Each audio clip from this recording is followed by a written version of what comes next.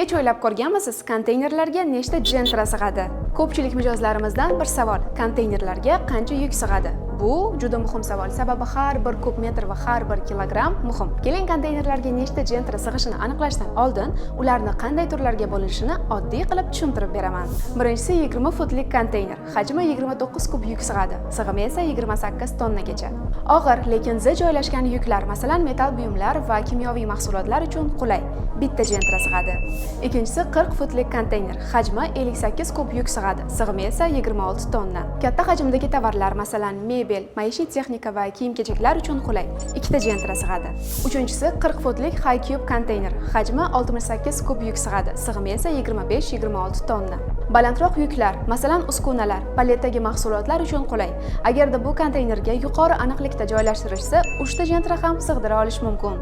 Aynan Deton Logistics kompaniyasi mana shunday aniqlikda ishlaydi. Bundan tashqari, yuklaringizni optimal joylashtirib, sizni ortiqcha xarajatlardan saqlaydi.